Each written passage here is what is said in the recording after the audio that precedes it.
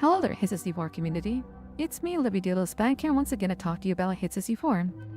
HIT+64's website has been around since 2019, and it's gone over some various changes over the years.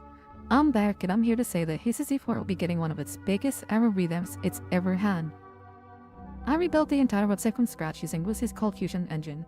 In simpler terms, this is technology that's fast, reliable, and trusted by other organizations such as NASA for their own websites.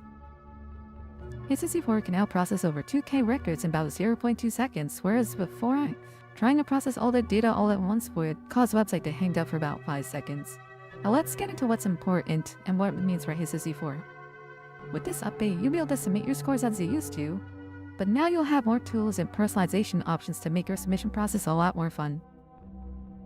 You will now be able to make profile pictures, earn achievement badges, see score profiles, access user profiles, customize leaderboards as you see fit, and more. Additionally to this, we are giving you Starship users or Starship enjoyers out there a special update as well. You will now have the ability to split or combine all the leaderboards. What this means is that Starship now has its official own leaderboard. This allows for veteran players and Starship enjoyers to play on Starship without feeling the need that they're being hindered just for choosing that platform.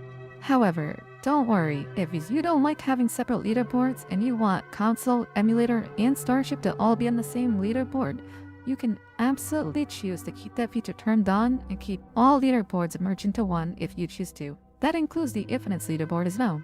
Now, with this new revamp, we're first going to need to get your account settings all set up first. Please log in with your username and password, and from there you will access some settings. You will first know that your user control settings are back.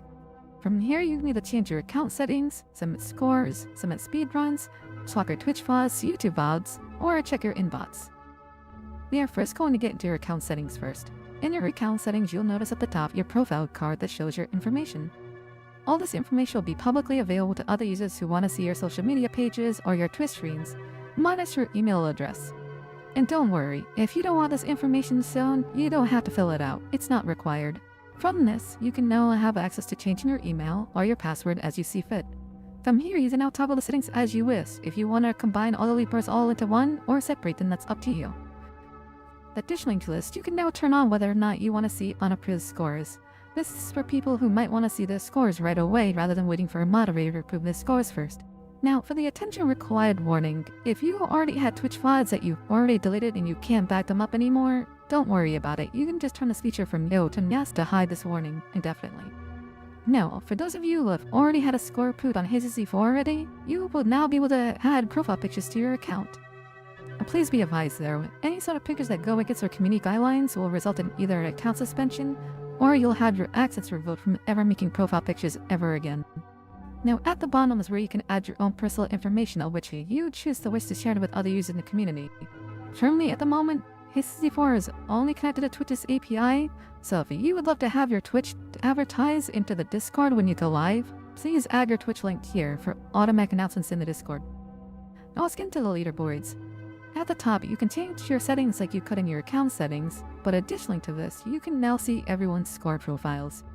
When you click on a score, you'll be taken to the score profile, where you can either leave comments or watch the VOD that they left with the score submission. If you're feeling generous enough, you can now also leave a grade to show your support for the score runner. If you click on the title of a score profile, you'll be brought to that user's profile page. You also have a profile page if you click on your username in your user control panel settings. Here you'll be able to have access to the user's score history and any sort of achievement badges that they might have earned when they submitted scores. One last thing, we also added a report system. If you find a score that we might have overlooked and needs a second look at as a moderation tool, you can go ahead and report those scores or people's profiles that you think that are violating the community guidelines. Under the tool tab, you will access some extra features. You will download score trackers made by community members or some of the staff team here at HIT+64. You can compare scores with other users and your own scores, with the ability to also see only PC port scores or legacy scores. Additionally, if you struggle to find out which route you want to do this week, you can go ahead and pick our random route selector and pick a random route for you, but if there's certain routes that you don't like, you can ban them from your selection. And lastly, we'll get into submission statistics, where you can see the average score of every route and individual level, and you can also see how often a run gets done and who doesn't the most. Now let's get into Merchant League. We now have an archive system. We will archive every single Merchant League that has ever been done. Whenever a league begins, your scores will automatically be featured on our website on the main page if you're participating. Once a league ends, all results are stored and organized by the year they were submitted, so you can easily revisit past records at any time.